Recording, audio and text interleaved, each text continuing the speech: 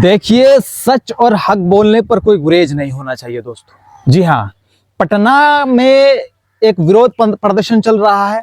जानते हैं किस चीज के लिए? पटना में विरोध प्रदर्शन चल रहा है वक्फ संशोधन बिल पर। जी हाँ, वक्फ संशोधन बिल पर हजारों लोगों की भीड़ ने जो है पटना में धरना दिया है। इसी बीच में तेजस्वी यादव और उनके पिताजी लालू यादव उस भीड़ का एक हिस्सा बनकर धरना को सफल बनाने के लिए उस धरना में शामिल हुआ है दोस्तों। जी हाँ, यही नहीं, तेजस्वी यादव इतना कह दिया है कि हम इस लड़ाई को लड़ने के लिए आगे तक लड़ाई लड़ भी रहे हैं और लड़ाई लड़ेंगे। जो बिल लाया गया है इसके विरोध में आप सब लोगों का महाजुटान हुआ है।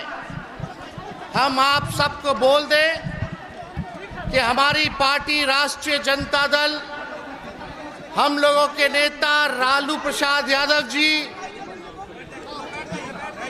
आज यहाँ बीमार अवस्था में भी आप लोगों का साथ देने यहाँ हम सब लोग आपके हाथों को मजबूत करने के लिए यहाँ पहुँचे हैं। और हम लोग किसी भी कीमत पर, चाहे सत्ता रहे या जाए, इसकी हम लोगों को परवाह नहीं है।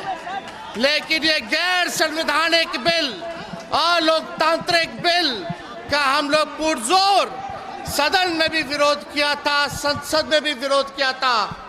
जी, इसी बीच जो है एमआईएम पार्टी के प्रदेश अध्यक्ष अख्तरुल इमान साहब भी गए हुए हैं और अख्तरुल इमान साहब अपने इनकलाबी अंदाज से जाने जाते हैं। जी, अख्तरुल इमान ने वहाँ विरोध प्रदर्शन करते हुए लोगों को कहा कि इस लड़ाई के लिए जहाँ तक हो हम सबको एक होकर लड़ना ज़रूरी है।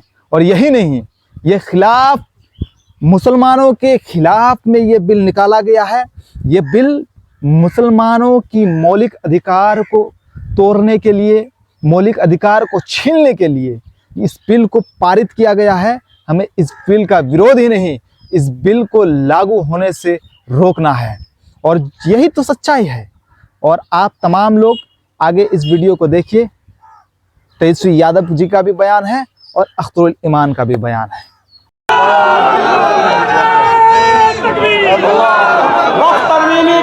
जंगी पैदा करने की नापाक कोशिश की है। ये हमारी और आपकी जिम्मेदारी है कि मुल्क की आज़ादी में जिस तरह हमारे आबा अजदाद ने गर्दनें कटाई है, अगर गर्दन कटाने की भी जरूरत पड़े तो हम मुल्क में खाना जंगी पैदा होने नहीं देंगे, लेकिन इस काले बिल को कभी मंजूर होने नहीं देंगे। हमें अहद लेना पड़ेगा, हमें कस्में खानी पड़ेगी। मैं क्या कहूँ, हमें तो कहा गया था वातसिमू बिहब्लिल्लाह जमीअन वला तफर्रकू, कि तुम अल्लाह की रस्सी को मजबूती से पकड़ लो और तुम तफरके में मत पड़ो। लेकिन ये जो हालात हुए हैं, हमें एहतसाब करना चाहिए कि कहीं न कहीं हमारी सफर की दरार ने हमें बेवजन किया है। इस बेवजनी के नतीजे में इस मुल्क की आज़ादी के लिए गर्दन कटाने वाली की नस्लों के साथ मैं सीमांचल से ताल्लुक रखता हूँ। कुछ दीवानों और पागलों ने मुल्क का बंटवारा हिंदुस्तान और पाकिस्तान के रूप में किया था। मेरे बाप दादा ने उसे कबूल नहीं किया था, बल्कि सीमांचल की वो पट्टी जरा सी भी करवट लेती तो पाकिस्तान का हिस्सा हो सकते थे। लेकिन हमने इस मुल्क को, और अगर वो सीमांचल की पट्टी पाकिस्तान में चली जाती तो मुल्क का दो टुकड़ा भारत का भी हो जाता। भारत को मुसल्लम बनाने के लिए, भारत को मजबूत बनाने के लिए हमने कुर्बानियां दी है।